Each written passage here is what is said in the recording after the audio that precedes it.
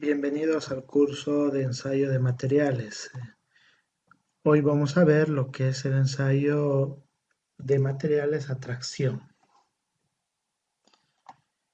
Los ensayos de tracción básicamente consisten en someter una probeta eh, una probeta de un material normalizado a un esfuerzo axial de tracción creciente hasta que se produce la rotura del mismo material, ¿ya?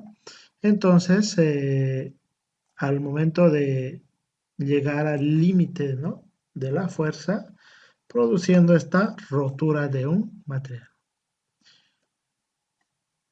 ¿Por qué se realizan los ensayos de tracción?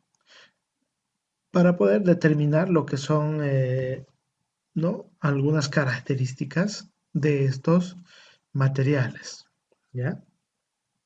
Propiedades mecánicas en tracción. Una de las propiedades mecánicas fundamentales que se quiere determinar en tracción es la ductilidad del material, ¿no? Entonces, al momento de realizar o determinar esta propiedad mecánica de ductilidad, básicamente se logra obtener las otras propiedades mecánicas como son el límite elástico del material, ¿no?, la tensión de ruptura, ¿no?, el límite de proporcionalidad de un material. Pero ¿cómo se analiza, ¿no?, estas propiedades mecánicas en tracción?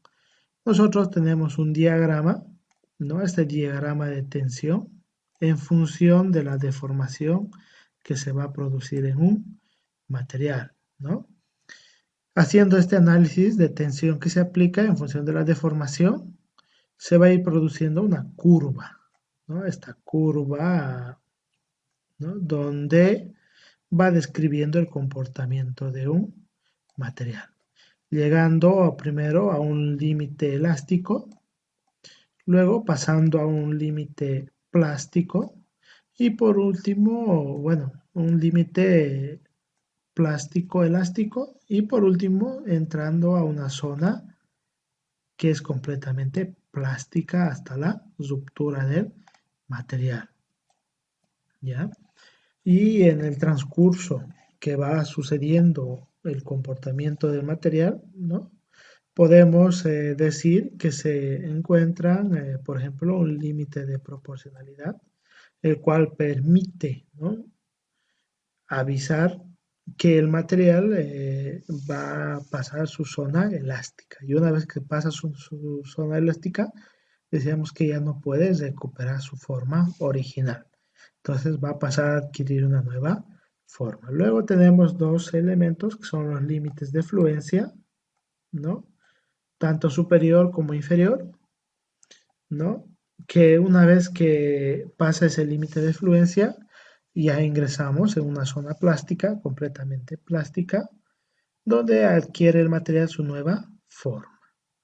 Bueno, entonces no olvidarse que las propiedades mecánicas de tracción, una de las más fundamentales es la ductilidad que se tiene en un material. Este diagrama que está aquí describe o está descrita también por ¿no?, una ecuación que es la ley de Hooke, ¿no? Esta ley de Hooke dice que la tensión, ¿no?, de un material es igual a una constante multiplicado por la deformación de un material, ¿no? Eso vamos a verlo más adelante en otro tema. Ensayo convencional de tracción. ¿Qué es un ensayo convencional de tracción? Básicamente está orientado a lo que es un tipo de máquina, ¿no? Es una máquina donde se realiza bajo ciertos parámetros que ya se encuentran normados, ¿no?, que indican desde la forma de la probeta hasta las cargas que se debe aplicar, ¿no? Todos los ensayos convencionales eran aquellos que se realizaban de forma metódica, ¿no?, en una máquina de ensayo convencional, ¿ya?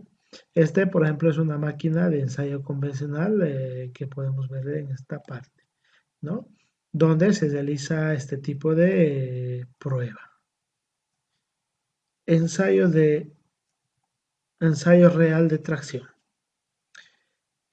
¿Qué es el ensayo real de tracción? Entonces, hoy en día ya se consideran otros factores, ¿no? Donde dice que para que sea un ensayo real de tracción, se debe considerar el área deformada cada vez que se aplica un esfuerzo o una fuerza. Entonces, ¿qué quiere decir? Que si yo aplico una fuerza de 200, tengo que saber qué sección o qué diámetro o qué área tiene antes de que pase a otra fuerza. Entonces, si yo daba 200, puede tener un área de 10 milímetros. Si yo paso a 250, debe tener un área de 5 milímetros. Si paso a 300, debe tener un área de 1 milímetro, digamos, ¿no? Un ejemplo, ¿ya? Entonces, ¿qué va a pasar en el ensayo real de tracción? Que la sección o el área va a ir reduciendo, ¿no? Del material, pero poco a poco. Y de esto debe ser medido. Relación entre tensión y deformación real y convencional, ¿no? El comportamiento, ¿no? de la tensión y la deformación real y convencional está descrita básicamente por esta gráfica. Entonces, tensión en función de la deformación, ¿no? Real y convencional, ¿ya?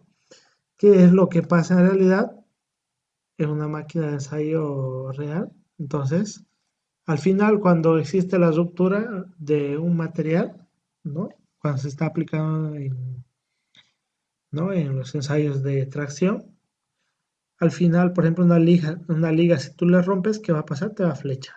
Entonces produce una fuerza, una tensión que agarra y desprende toda esa energía al momento de romperse. Y la convencional es la que se realiza en una máquina, ¿no? Donde las fuerzas ya se encuentran definidas y al final, ¿no? Al final va a tender a caer porque como está sujetada por una máquina convencional, entonces no existe esta reacción, ¿no? ¿Qué es la deformación? Deformación. No es nada más que el alargamiento que sufre un material durante el ensayo, ¿no? Entonces, está simbolizada por la letra E. Dice que el desplazamiento instantáneo menos el desplazamiento inicial, dividido entre el desplazamiento inicial, nos va a dar el valor de la deformación nominal, ¿no? Tensión, parámetro que depende de la fuerza aplicada en el ensayo, ¿no? Entonces, este parámetro se encuentra en función de la fuerza y el área del material, ¿ya? Y está dada en, básicamente, Newton por metro. Bueno, tensión real y deformación real, ¿no? ¿Qué va a pasar? ¿O qué es lo que pasa cuando existe una tensión real y una deformación real? No, en el caso de la tensión real, dice que se define como la carga dividida por el área de la sección instantánea, ¿no? Entonces, cada vez que se aplica una carga, se debe hacer la lectura de la sección, ¿no? Durante el tiempo que se ha aplicado, ¿no? Entonces, aplico 100, va a dar una sección de 15. Aplico 20 de fuerza, va a dar una sección de 22, digamos. Entonces, así de esa forma, ¿no? Deformación real. La deformación real se hace el análisis unitario mediante la forma logarítmica, ¿no? Entonces, para eso, para obtener esta deformación real, generalmente se saca de lo que son unas de las máquinas convencionales. Ahora, dentro del cálculo, el tema de la deformación real, se puede tener dos tipos de deformación, ¿no? Una que es la deformación axial, que se produce en el eje, ¿no? X o transversal de la pieza o probeta, y la deformación lineal, la que se va produciendo a lo largo del eje de la pieza, ¿no? Entonces, nuevamente ingresando a lo que son los diagramas, tensión en función de la deformación. Entonces, por cada fuerza que apliques va a existir una deformación en el material.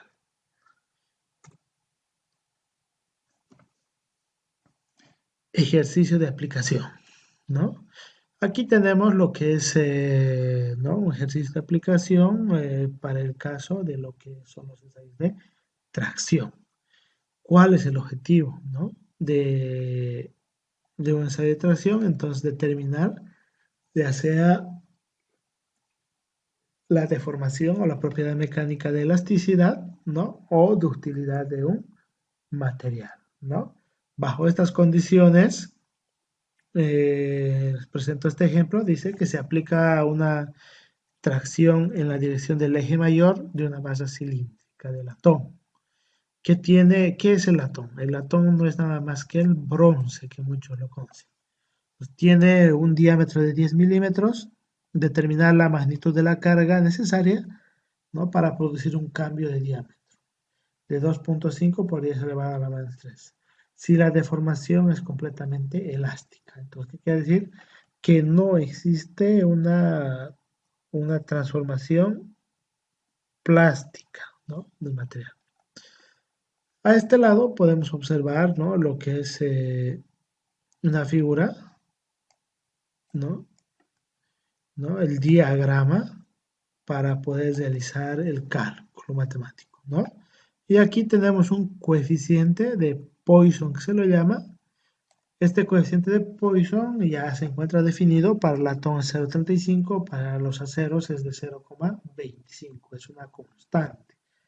¿Constante de qué? De transformación, de deformación lineal a deformación transversal. Bueno, entonces, ¿dónde va ese coeficiente de Poisson? Este que está aquí. Este es el coeficiente de Poisson, ¿no? Ese coeficiente de Poisson, el cual nos permite determinar la deformación axial.